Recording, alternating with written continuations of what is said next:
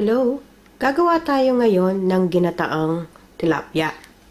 Here are the following ingredients. 3 to 4 tilapia cut into half. Spring onion. Minced garlic. Onion. Sliced ginger. Coconut milk.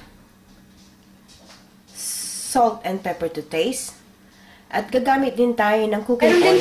Meron din tayong optional ingredients. Chili. Kung yun ay gusto nyo lang maanghang. For first step, magpainit lang tayo ng oil dito sa pan. At ipiprito lang natin yung tilapia.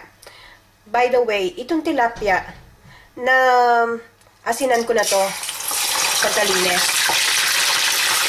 Okay. Lang makilamsik. So, be careful.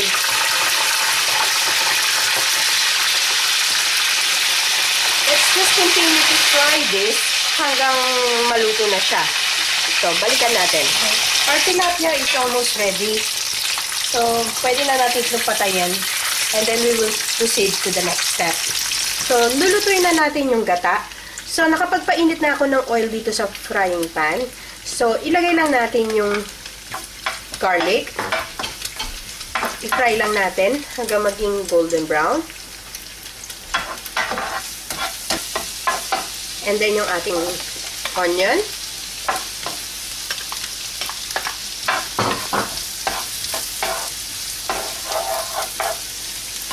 Yan. Lutuin lang natin maigi. So, malambot na yung ating onion and garlic. Isama na natin yung ating ginger. Then, gisa-gisa lang natin maigi. So, medyo okay na rin yung ating ginger. Ilagay na natin ngayon yung ating coconut milk.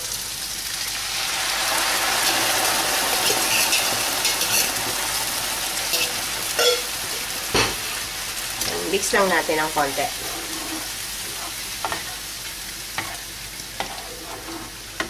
So, we will let it simmer hanggang maging talagang malapot na yung ating gata.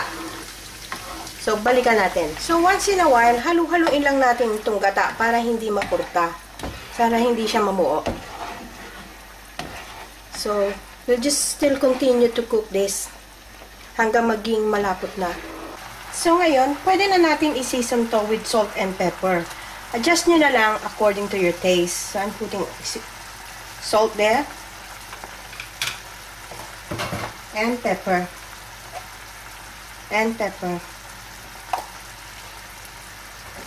And then mix it well. So, medyo malapot-lapot na yung ating gata. So, tikman nyo na lang kung okay na sa panlasa nyo. So, at this point, pwede na rin natin ilagay yung chili natin para medyo maluluto siya. Depende kung gusto nyo ng anghang. Ayan, malapot na yung gata natin. So, pwede na natin ilagay ngayon yung naprito na nating tilapia.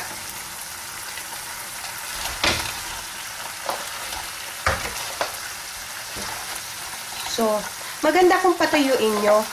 Pero kung gusto nyo yung medyo may salsa, may sauce, so at this point, medyo anuhin nyo lang yung tilapia na medyo ma-absorb nyo ng konti yung coconut milk. Pwede nyo lang patayin. Yun kung gusto nyo kung mayroong sauce. Pero kung wala namang sauce, mas masarap kasi yung talagang yung talagang tuyo yung gata. Mas lasang-lasa mo.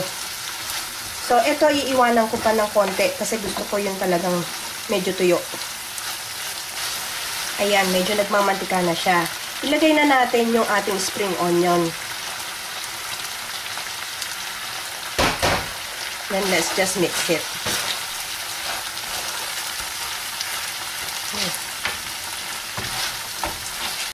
So, ito ready na. Pwede na nating patayin. Here's our finished product. Ginataang tilapia. Sana magustuhan niyo itong recipe nito and share it with your friends. Hanggang sa susunod na video, asahan ko magkita ulit tayo. Salamat!